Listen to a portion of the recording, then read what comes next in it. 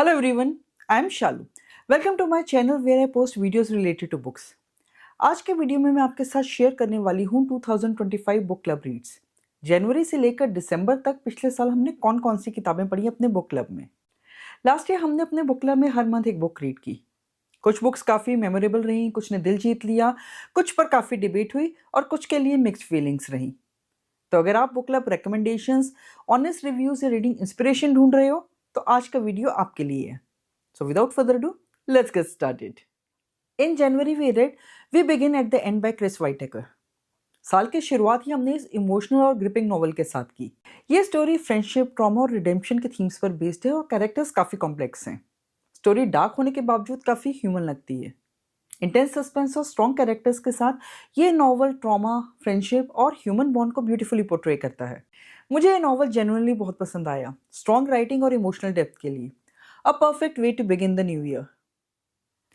फरवरी की पिक थी एक quite introspective novel, Intermezzo by Sally Rooney. ये बुक रिलेशनशिप्स और इमोशनल डिस्टेंस को एक्सप्लोर करती है। The story focuses on love, longing and the subtle tensions in human connections. Writing अच्छी थी लेकिन स्टोरी मुझे थोड़ी अनइवन लगी। इस बुक पर मेरी फीलिंग्स मिक्स्ड रहीं। कुछ मोमेंट्स रिलेटेबल थे बट ओवरऑल इम्पैक्ट मुझे इतना स्ट्रॉन्ग नहीं लगा। मार्च में हमने पढ़ी एक बहुत पावरफुल और emotional book, the women by Kristin Hannah. Vietnam war के बैकड्रॉप में विमेन के करेज और सेक्रीफाइसेस को बहुत ब्यूटीफुली पोर्ट्रे किया गया है। स्टोरी सेंट्रल कैरेक्टर्स के पर्सनल स्ट्रगल्स और रिजिलियंस को हाईलाइट करती है। This novel is a deeply moving and powerful tale of love, courage and survival. ये बुक काफ़ी इंटेंस है और इमोशनली हिट करती है। मुझे ये बुक काफ़ी ज़्यादा पसंद आई and it is definitely one of my top reads of 2025।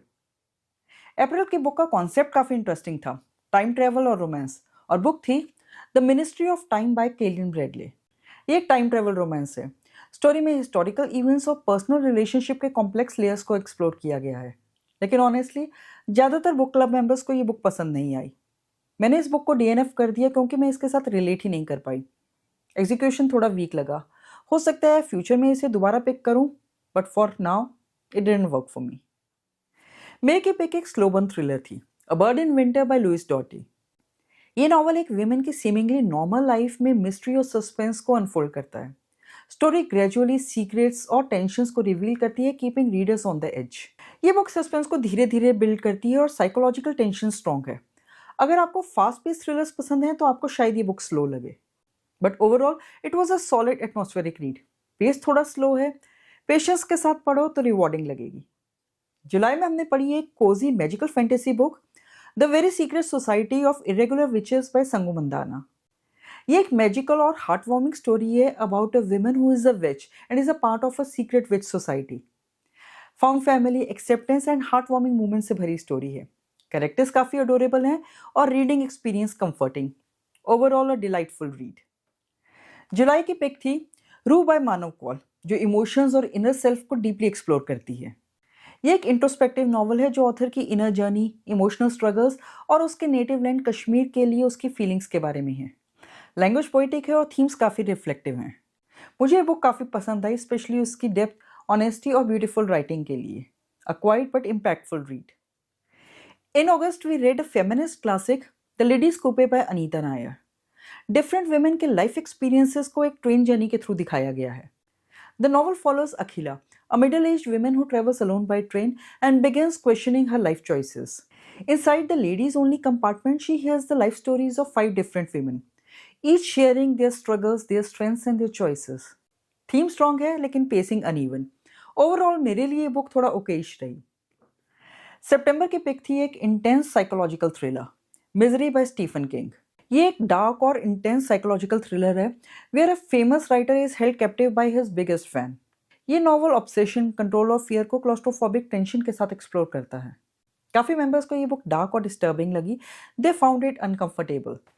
Personally मुझे ये बुक काफ़ी ज़्यादा पसंद आई, टेंशन और सस्पेंस का मास्टर क्लास।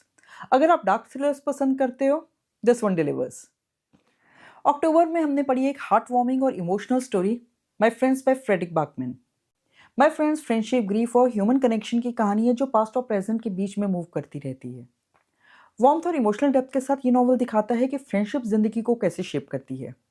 बैकमैन का सिग्नेचर राइटिंग स्टाइल इस बुक में क्लियरली विजिबल है। Emotional, comfortable and deeply relatable. Highly recommended. नवंबर की बुक कुछ डिफरेंट थी। ब्यूटीफुल और हॉन्टिंग राइटिंग के साथ एक इमॉर्टल लाइफ की कहानी, the invisible life of Addie LaRue by V E Schwab. ये एक इमॉर्टल लड़की की कहानी है जो एक ऐसे कर्स में फंस जाती है जहां कोई उसे याद नहीं रखता, नोबडी रिमेंबर्स हर। इमॉर्टैलिटी, लोनलीनेस और आर्ट के थीम्स को पोएटिक राइटिंग के साथ एक्सप्लोर किया गया है। राइटिंग काफ़ी लिरिकल है और रीडर्स को कनेक्ट करके रखती है। Truly N unforgettable read. We ended the year with a dark atmospheric classic, Jamaica Inn by Daphne du Maurier. The novel is set on the lonely Cornish moors, where a young woman uncovers the dangerous world of crime and corruption. As secrets unravel, the story builds intense suspense, highlighting fear, survival, and moral courage. Atmospheric setting और suspense-filled narrative ने end तक बांध कर रखा. Perfect way to end the year. So these were the books that my book club read during 2025. आपने इनमें से कौन सी किताब पढ़ी है या आप इनमें से कौन सी किताबें पढ़ना चाहते हो? Do share with me in the comment section. And if you have enjoyed the video, then please like, comment and share. And if you want to see more such bookish videos, then please subscribe to my channel and do not forget to hit the bell icon so that you get notified every time I post a new video. Until my next video, bye and take care.